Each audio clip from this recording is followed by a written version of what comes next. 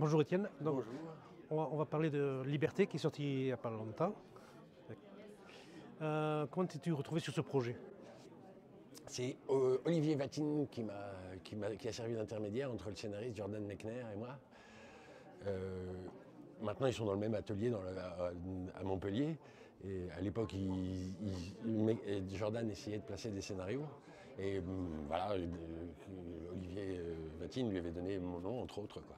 Puis quand j'ai reçu ce projet des aventures de Beaumarchais en rapport avec la Révolution américaine, un scénariste américain, un dessinateur français pour quelque chose comme ça, je me suis dit, ah, ça colle bien, ça, c'est intéressant. J'ai jamais fait le XVIIIe siècle.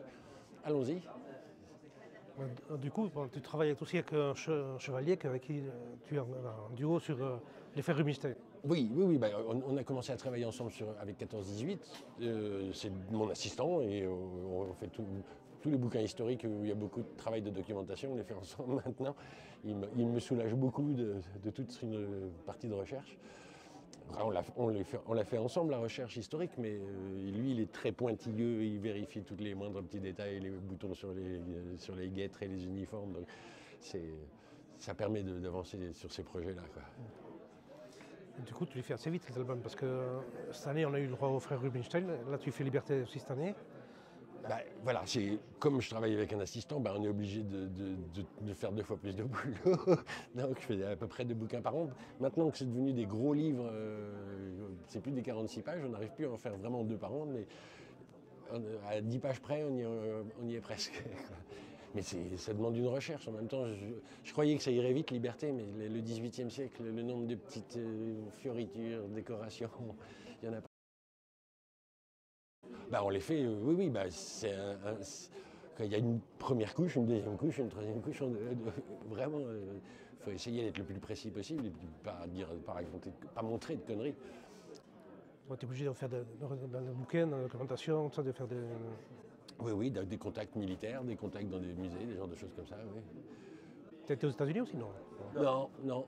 Ce projet, on devait aller aux États-Unis avec Jordan au moment de. Mais le Covid est arrivé, donc ça a aidé pas mal de monde à pas bouger, quoi. Ah, donc, c'est vraiment que tu es dessus sur ce projet alors, parce que tu me parles du Covid, donc ça fait. Oui, ben, on l'a mis. Il a fallu que je trouve un moment pour commencer à le dessiner. Et puis, on l'a mis un peu au frigo, histoire de sortir les albums assez rapidement. Comme c'est une histoire plutôt espionnage, c'est pas. Une histoire un peu complexe, il vaut mieux le garder un peu frais dans la tête. Donc, le prochain, il sort dans 6 mois. Et le suivant, sans doute un an après, pas 6 mois après. Mais voilà, donc on va essayer que les 3 soient sortis en moins de 2 ans. Et donc ton scénariste est américain, tu viens de nous dire. Il parle français Oui. Oui. Mais il écrit en anglais, alors on fait traduire le scénario. Parce que j'avais essayé de le lire, mais mon anglais n'est pas suffisant pour saisir toutes les subtilités qu'il peut y mettre, quoi.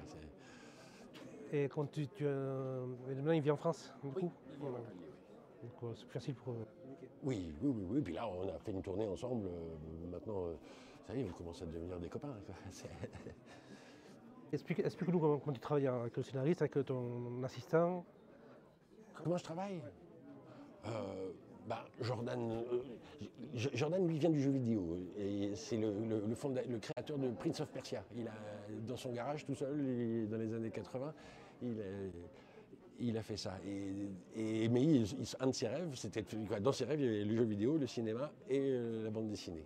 Mais pas la bande dessinée à l'américaine, pas le comics très simple, quoi. Donc, il commence à écrire un scénario qui est à la fois super précis et super synthétique. C'est un truc à l'américaine. Il n'y a pas un mot en trop.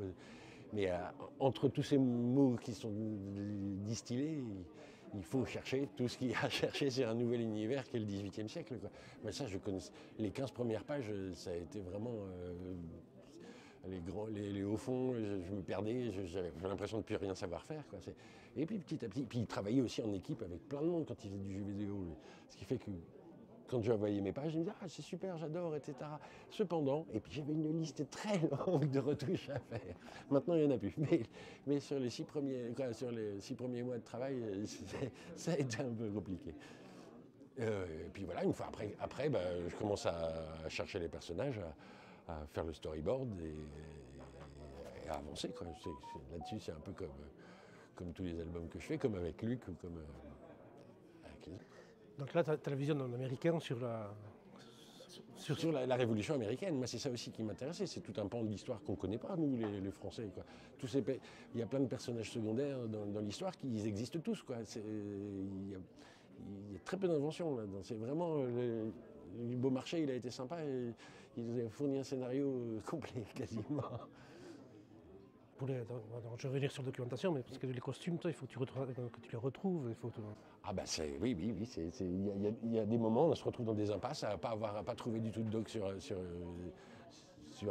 truc précis, quoi. Mais la plupart du temps, Dieu merci, il y a plein de spécialistes de tout, quoi. En costume, en bateau, quoi. Là, il y a des bateaux, pour les bateaux, pour les uniformes américains, tout ça.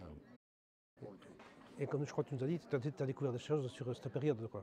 Ah bah oui. Moi, ce que j'aime à faire des livres historiques, c'est apprendre. C'est pas me retrouver dans des souliers trop confortables, mais justement chercher des endroits où je suis pas allé, quoi. Est-ce que tu ressens le même sentiment quand tu fais les frères Rubinstein? Bah, il y a beaucoup de documentation avec les frères Rubinstein aussi, mais avec Luc, on se connaît depuis fort longtemps maintenant. Et je connais bien son système de travail, et puis il a un côté plus intime dans son scénario. On se retrouve toujours bien plus près des personnages. Il n'y a pas beaucoup de grandes scènes de bataille dans les Rubinstein.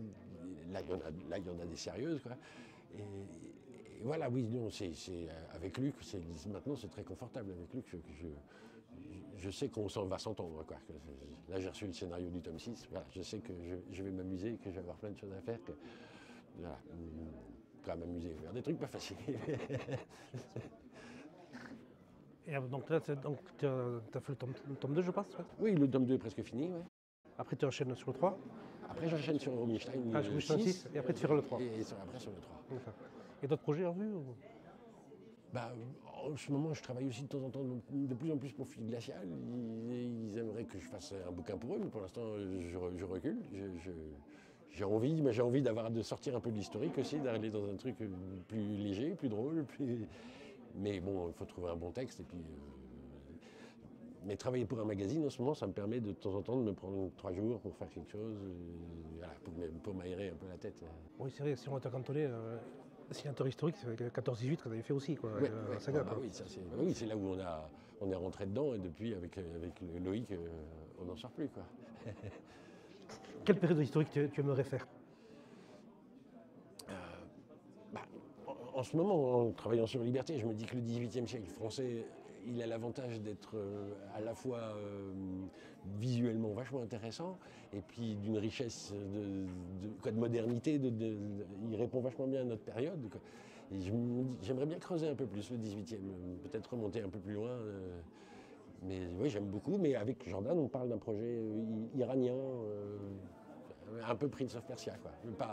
Pas fantasy, plus historique, mais un peu dans l'Iran du 11e siècle, quelque chose comme ça.